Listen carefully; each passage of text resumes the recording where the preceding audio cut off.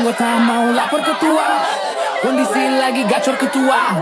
Yang ini baru bilang mai tua, mai trik mantan hancur. Stop sudah, jangan kau atur.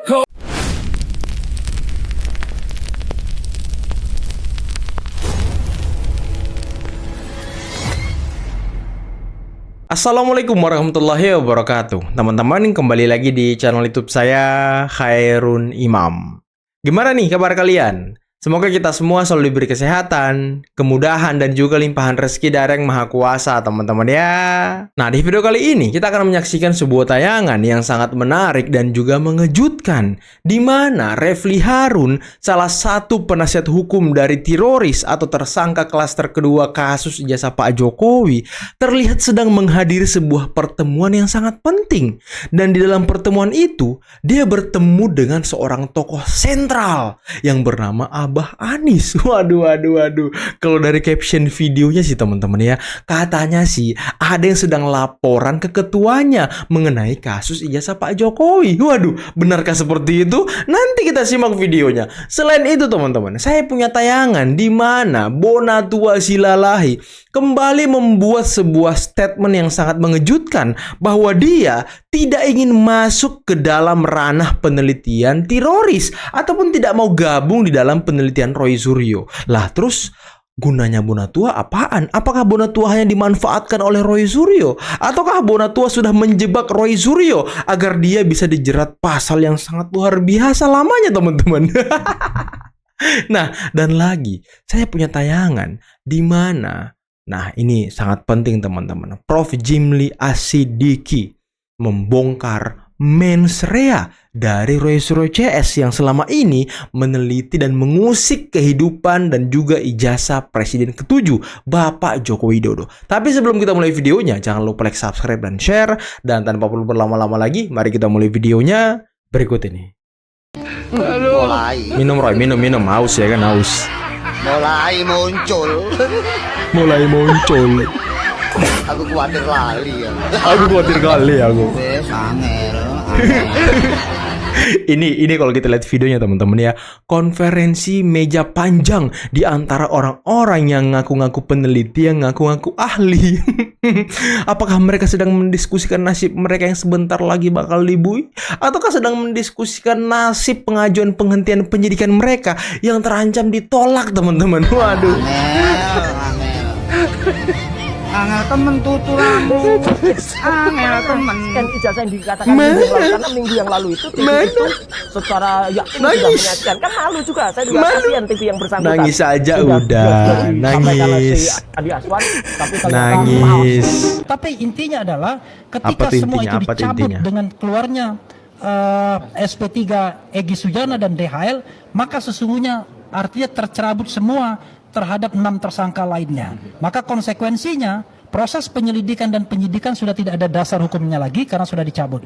Jadi itulah dua alasan mengapa kemudian kami meminta penghentian penyidikan.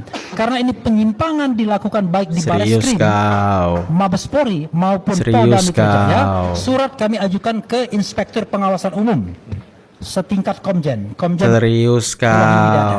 Serius kau, alasan kau itu atau klien-klien kau ini penelitiannya emang gak jelas, makanya kalian takut ke persidangan. Jujur aja sih, kalau kata Pak Arianto Sutadi, ini Refly Harun ahli apa sih? Dia kan ahli hukum tata negara, kok bisa-bisanya jadi ahli hukum pidana sekarang? Bahkan jadi kuasa hukum. Waduh. Refly. Begitu kawan-kawan semua. Wih, lapor ketua kasus ijazah gagal. Waduh.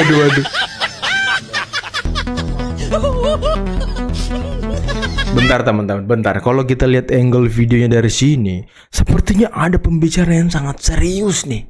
Kira-kira obrolannya apa ya? Waduh, serius sekali kayaknya ini. Apakah ada taktik-taktik politik mengenai kasus ijazah yang dibahas? Ini masih menjadi pertanyaan besar teman-teman. Lapor ketua ya kan? Monitor ketua. Saya nggak mau berarti masuk ke ranah peneliti LRT. Oke.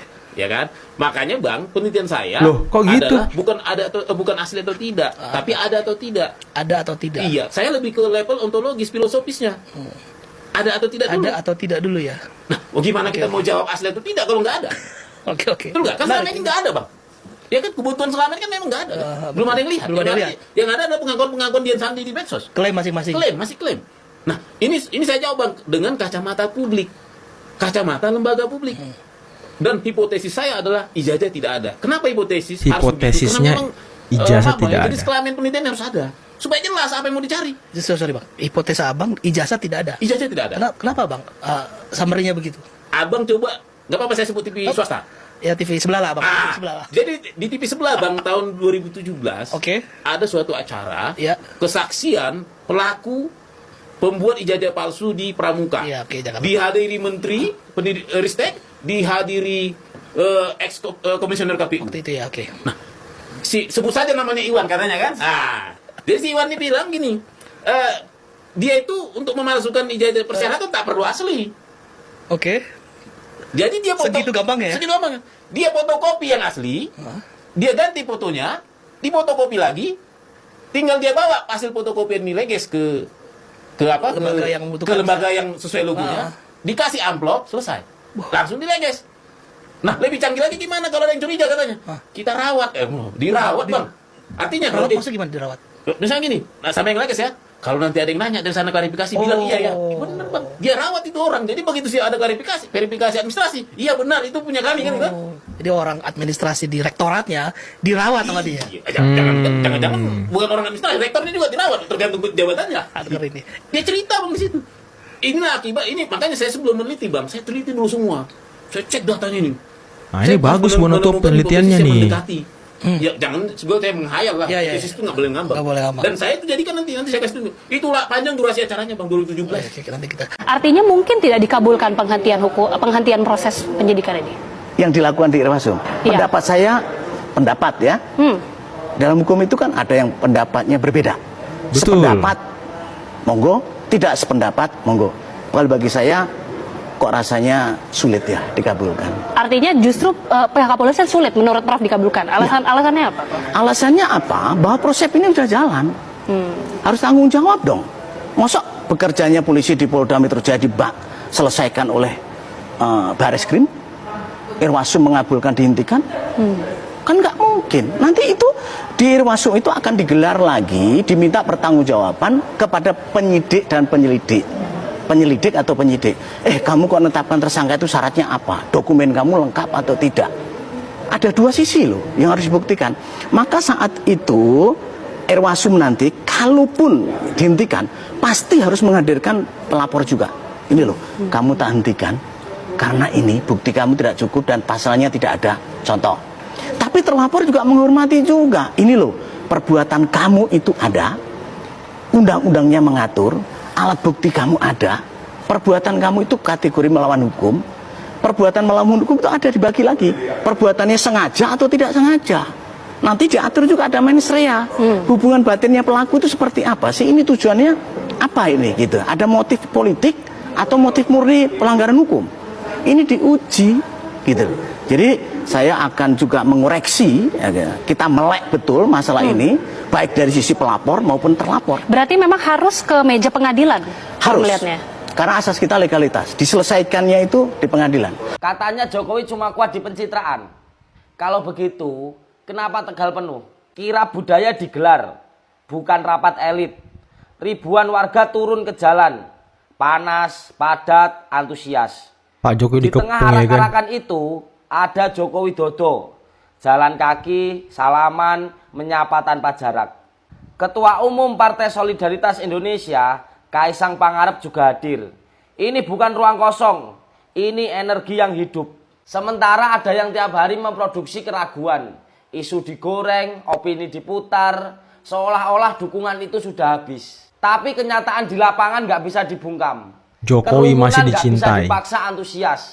Rakyat nggak bisa disuruh pura-pura bangga. Jadi kalau masih ada yang bilang settingan, mungkin yang sedang goyah bukan yang didukung. Gimana pendapat kalian? Tulis pendapat kalian di kolom komentar. Salam Jegigis. Salam Jegigis. Nah teman-teman, kira-kira yang paling panik dengan tayangan Pak Jokowi dikerumuni massa, dikerumuni masyarakat ketika kirap acara acara dari PSI itu siapa teman-teman? Apakah Abah Anis ataukah Emak Banteng? Kira-kira siapa yang paling panik teman-teman? Siapa yang paling stres dan juga tak bisa tidur gitu ya kan melihat ribuan orang berbondong-bondong menghampiri Presiden ke-7 Bapak Joko Widodo? Apa ini Roy Suryo ini? Ijazah. Saya rasa boleh. Itu saya kira salah satu ya harus kita cari solusi terbaik. Karena begini ya, kalau saya lihat ya, ini kayaknya merembet-rembet dari ijazah Jokowi, kemudian ijazah Gibran. Ijazah Gibran. Nanti kemana lagi? Pangkal tolaknya itu karena kebencian. Mengapa Karena mereka kebencian. begitu membenci Jokowi? Kebencian terhadap Joko Widodo bukan sekadar beda pandangan politik, tapi lahir dari rasa kehilangan kuasa, kenyamanan, dan kendali. Jokowi datang bukan dari istana, bukan dari darah biru politik. Ia datang dari Solo, dari rakyat biasa. Dan justru itu yang membuat sebagian elit merasa terganggu. Selama puluhan tahun mereka hidup dari sistem lama.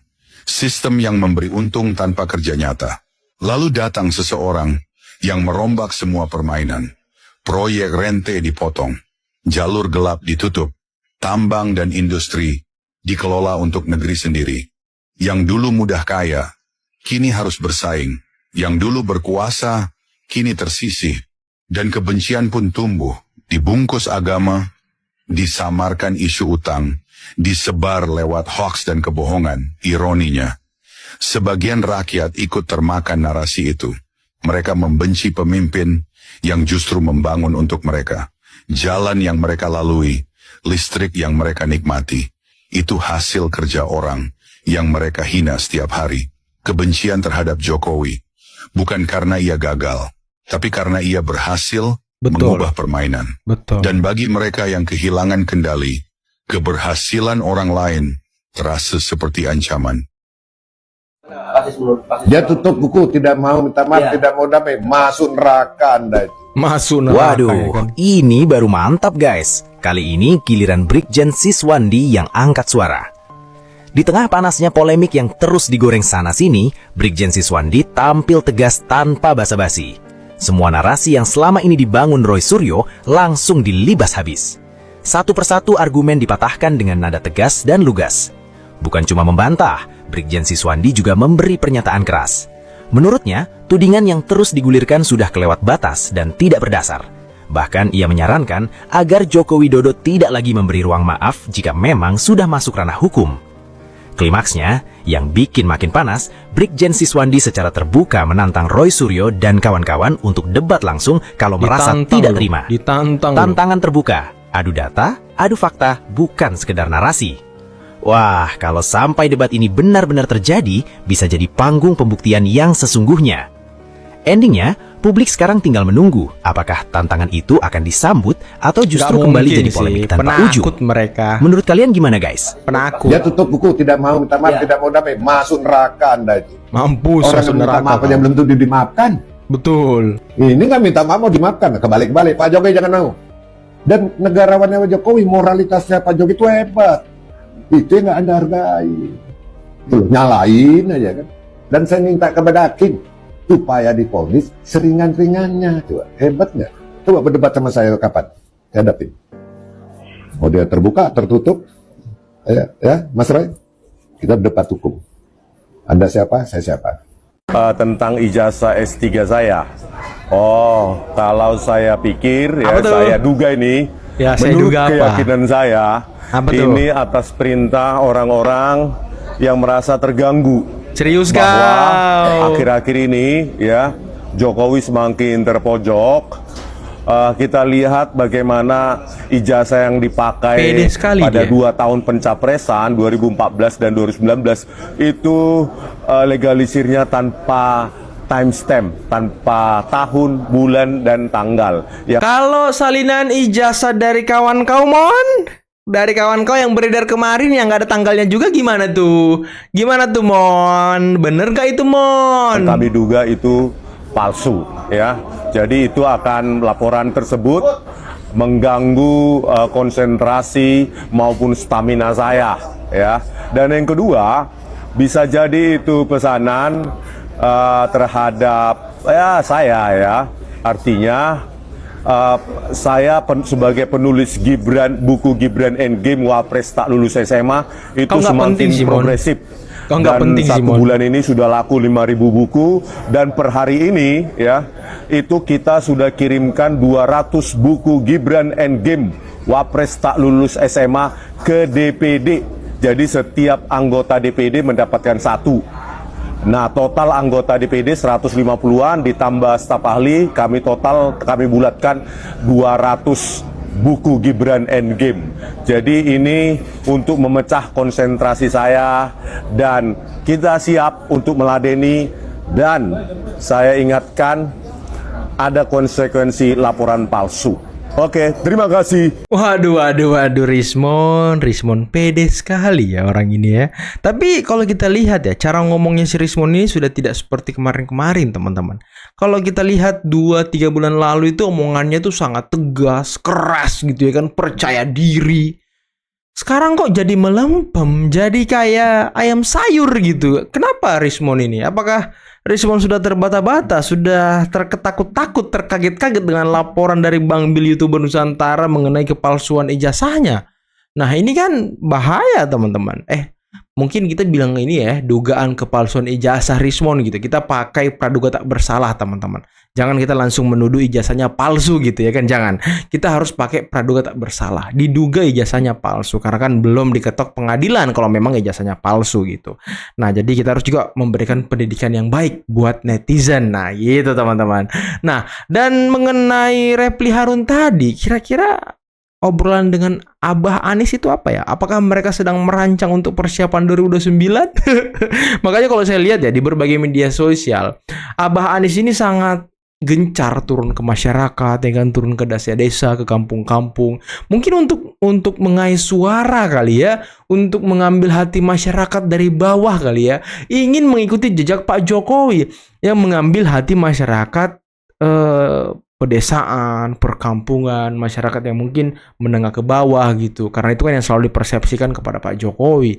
Dan ya biarin sajalah, biarkan Anies bekerja gitu ya kan.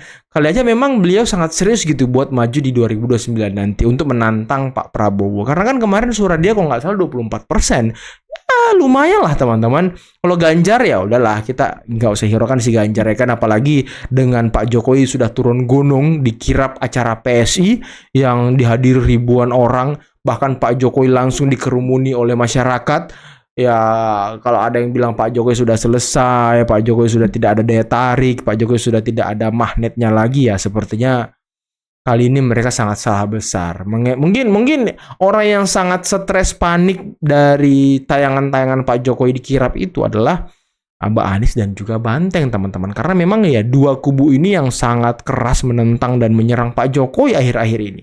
Bahkan mungkin dari kalau Abah kan ini dari dulu teman-teman, dari 2017 ya kan. Kalau Banteng kan yang dari 2000 ya sebelum Pilpres lah, 2023 2024 teman-teman. Tapi ya biarkanlah, kalau namanya politik ini kan masih cair teman-teman, masih dinamis. Jadi masih banyak yang bisa berubah. Anies juga masih bisa berubah. Tahu-tahu nanti balik mendukung Pak Jokowi ya kan. Siapa yang tahu? Atau nanti Anies mau jadi wapresnya Gibran gitu kan, ya siapa yang tahu teman-teman, kita nggak ada yang tahu. Jadi kita tunggu saja lah, wait and see aja. Oke, mungkin cukup sekian dulu video kali ini. Jangan lupa like, subscribe, dan share videonya. Akhir kata, bila taufiqul hidayah. Assalamualaikum warahmatullahi wabarakatuh. Bye bye.